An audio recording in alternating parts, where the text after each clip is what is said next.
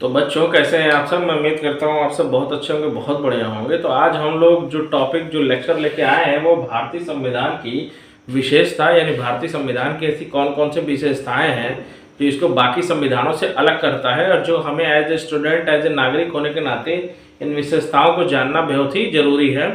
तो चलिए वीडियो को स्टार्ट करते हैं। तो स्टार्ट करने से पहले सबसे पहले आप लोग चैनल को सब्सक्राइब कर लीजिए ताकि ऐसे ही लेक्चर आपको समय समय से मिलता रहे और आपकी तैयारी में बहुत मददगार साबित होता रहे।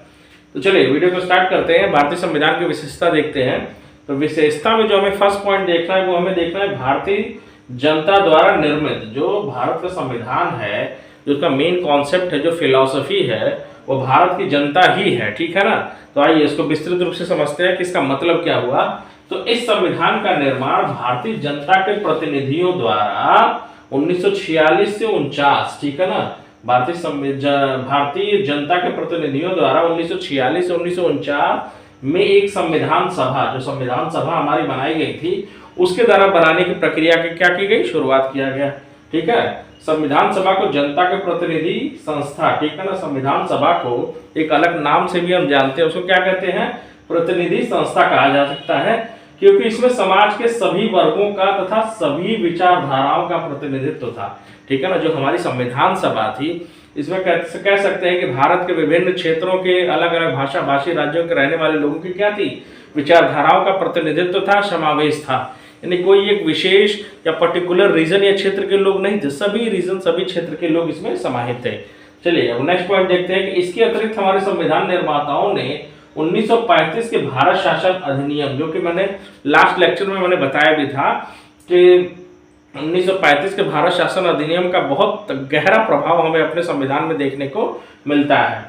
तो भारत शासन अधिनियम से बहुत सी धाराएं ज्यों की त्यों क्या कर ली गई है, ले ली गई है। यानी भारत शासन अधिनियम की 1935 के धाराओं की जो धाराएं थी वो ज्यों की त्यों वहां से उठा ली गई है हमारे संविधान में। चलिए नेक्स्ट जो इसकी विशेषता है वो देखते हैं कि जनता की संप्रभुता है। यानी हमारे संविधान में जनता क्या है, संप्रभु है। संप्रभु का मतलब मैंने समझाया था कि आंतरिक और बाह्य निर्णय लेने के लिए जो व्यक्ति स्वतंत्र होता है। ठीक है ना। इस संविधान के अनुसार देश की सर्वोच्च सत्ता क्या है, जनता में निहित है। जो सर्वोच्च सत्ता है वो क्या है, वो जनता में निहित है। ठीक है ना। नेक्स्ट जो बहुत इंपॉर्टेंट विशेषता है, बहुत इंपॉर्टेंट है, वो क्या है, पंथ निरपेक्ष राज्य। ठीक है ना। मूल अधिकार में इसको हम लोग डिटेल में पढ़ेंगे। ठीक है ना। पंथ निरपेक्ष राज्य का मतलब क्या होता है। तो संविधान भारत में पंथ निरपेक्ष राज्य व्यवस्था स्थापित करने का प्रबंध करता है। ठीक है ना। इसका प्रयोग धर्म पर आधारित भेदभाव के अभाव तथा सब धर्मों को समान सम्मान, ठीक है ना, सब धर्मों को क्या है, समान सम्मान देने के रूप में किया गया है। ठीक है ना। पंथ निरपेक्ष राज्य का मतलब यही होता है कि राज्य का अपना कोई धर्म नहीं है, वो जनता के ऊपर छोड़ देता है कि जनता क्या करे, अपने अपने धर्मों का शांतिपूर्ण तरीके से पालन करती रहे। चलिए नेक्स्ट जो पॉइंट देखते हैं वो बहुत इंपॉर्टेंट है संविधान की विशेषता के रूप में, वो है न्यायिक समीक्षा। ठीक है ना, जुडिशियल रिव्यू। ये बहुत इंपॉर्टेंट है क्योंकि इसका होना बहुत ज़्यादा जरूरी है। चाहे विधायिका द्वारा कोई कानून बनता है या कार्यपालिका द्वारा उसको पालन कराया जाता है, अगर वो संविधान सम्मत नहीं है तो इसकी जरूरत हमें समय समय पर पड़ी जाती है न्यायिक समीक्षा की। तो आइए इसको देखते हैं, उसको समझने की कोशिश करते हैं कि यह होता क्या है। तो संविधान संघीय तथा राज्य विधान मंडलों के अधिनियमों तथा संघीय और राज्यों की क्रियाकलापों की न्यायिक समीक्षा करने की व्यवस्था करता है। ठीक है ना। न्यायिक समीक्षा की व्यवस्था जो है वो करता है।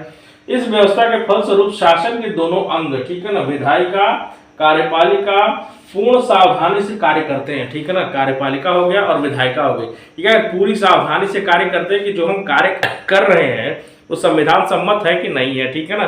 ऐसा तो नहीं कि हम जो काम कर रहे हैं, जो नियम कानून हमने बनाए वो जनता के खिलाफ हो, जनता के मूल अधिकार के खिलाफ है। ठीक है ना। तो इसको क्या करते हैं, बहुत सावधानी पूर्वक कार्य करने की आवश्यकता है। उसके बाद कह रहा है कि कार्यपालिका पूर्ण सावधानी से कार्य करते हैं तथा अपनी सत्ता का उपयोग स्वेच्छाचारिता पूर्वक नहीं कर सकते हैं। यानी जो पद पर हैं, जैसे मान लीजिए जो कार्यपालिका में जो मंत्री हैं, जो मिनिस्टर्स हैं, वो क्या कर सकते हैं, अपनी सत्ता का अपने दुरुपयोग वगैरह वो नहीं कर सकते हैं। आपको संविधान सम्मत रह के ही कार्य करना है, नहीं तो न्यायिक समीक्षा हो जाएगी। तो न्यायिक समीक्षा के दौरान क्या है, न्यायपालिका जो है उस कानून को जीरो घोषित कर सकती है, समाप्त कर सकती है। चलिए नेक्स्ट जो संविधान की विशेषता देखते हैं वो देखते हैं पूर्ण वयस्क मताधिकार। पूर्ण वयस्क मताधिकार का क्या मतलब है, आइए देखते हैं। यह संविधान भारत में पूर्ण वयस्क मताधिकार की व्यवस्था करता है, ठीक है ना। हमारे यहाँ क्या है, संविधान लागू होने के बाद से ही चाहे वो मेल हो चाहे फीमेल हो, सबको जो है मताधिकार करने का अधिकार जो है हमारे संविधान ने प्रस्तुत किया था, ठीक है ना। अगर पाश्चात्य देशों की बात किया जाए तो पाश्चात्य लोकतांत्रिक देशों में भी कई दशकों तक ऐसे अधिकार नागरिकों को प्राप्त नहीं थे। यानी अगर हम यूरोप वगैरह की बात करें, यूरोप के देशों की बात करें तो काफी दशकों तक, फ्रेंच रेवोल्यूशन हुआ, फ्रांस की क्रांति हुई तो महिलाओं के अधिकार के लिए 200 सालों तक लड़ा गया कि महिलाओं को वोटिंग राइट्स दिया जाए। तो वही पाश्चात्य शिक्षा की बात कर रहा है।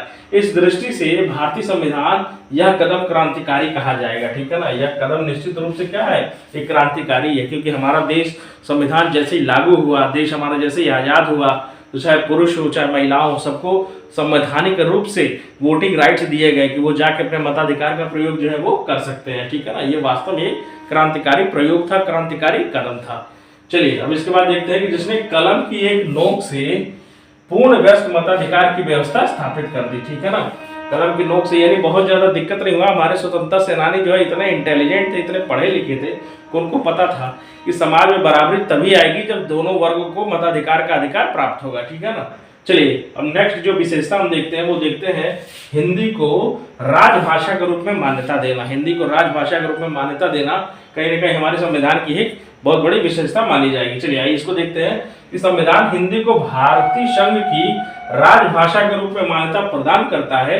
इससे पूर्व भारत में यह स्थान अंग्रेजी को प्राप्त था, ठीक है ना। इससे पूर्व भारत में यह स्थान किसको प्राप्त था, अंग्रेजी को, क्योंकि हम अंग्रेजों के गुलाम रहे 200 सालों तक, तो कहीं ना कहीं अंग्रेजी को वरीयता या मान्यता जो है इस वजह से मिली जाती है, ठीक है। लेकिन वर्तमान समय में अगर राजभाषा कोई है तो वो हिंदी ही है, ठीक है ना। चलिए अब नेक्स्ट पॉइंट देखते हैं कि हिंदी के अतिरिक्त 22, ठीक है ना, हिंदी के अतिरिक्त 22 अन्य भारतीय भाषाओं को संविधान क्षेत्रीय भाषा के रूप में क्या देता है, मान्यता प्रदान करता है, ठीक है ना। 22 भाषाओं को जो है क्षेत्रीय भाषा के रूप में मान्यता प्रदान करता है। तो एग्जाम में ये पूछता है कि कितने भाषाओं को क्षेत्रीय मान्यता प्रदान करता है, तो याद रखिएगा 22 भाषाओं को, ठीक है।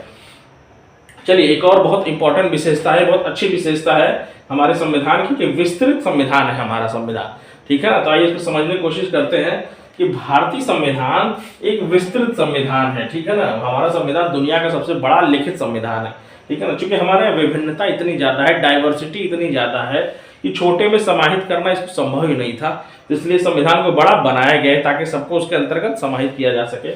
जिसमें क्या है, जिसमें 395 अनुच्छेद है तथा 12 अनुसूचियां हैं, ठीक है ना। इसको हमेशा याद रखिएगा, जिसमें 395 अनुच्छेद है और 12 अनुसूचियां हैं, और हमारा संविधान जो है विश्व का सबसे बड़ा लिखित संविधान है, ठीक है ना। चलिए अब एक सबसे इंपॉर्टेंट पॉइंट और देखते हैं हम विशेषता में, वह है कि संसदीय लोकतंत्र, ठीक है ना। संसदीय लोकतंत्र का क्या मतलब होता है भारतीय शासन व्यवस्था में, तो यह संविधान इस देश में पूर्ण संसदीय लोकतंत्र की व्यवस्था करता है, जिसमें जनता को अपने प्रतिनिधियों को क्या है, चुनती है, और यह प्रतिनिधि कार्यपालिका, ठीक है ना, कार्यपालिका को नियंत्रित करते हैं तथा मंत्रिपरिषद सामूहिक रूप से इसके प्रति क्या होती है, उत्तरदायी होती है, ठीक है ना। तो कहीं ना कहीं संसदीय व्यवस्था जो हमने ब्रिटेन से लिया है, तो ये संसदीय व्यवस्था ब्रिटेन के दौरान हमने लिया गया है। लेने के दौरान जनता जो अपने प्रतिनिधियों को चुनती है, जैसे फॉर एग्जांपल लोकसभा का इलेक्शन हुआ चाहे विधानसभा का इलेक्शन हुआ, तो जनता अपने प्रतिनिधियों को चुनती है, और वो क्या करते हैं, वो जो हमारे प्रधानमंत्री के प्रति सामूहिक रूप से उत्तरदायी होते हैं, और कभी उसको क्या कहते हैं, वो अपना बहुमत साबित नहीं कर पाते हैं, तो क्या होता है, वो इस कंडीशन में डिसॉल्व हो जाता है। डिसॉल्व होने की कंडीशन में दोबारा इलेक्शन जो है कराया जाता है।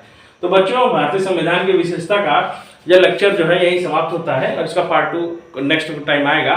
तो जानने से पहले चैनल को सब्सक्राइब कर लें, वीडियो को लाइक करें, शेयर करें। धन्यवाद, नमस्कार।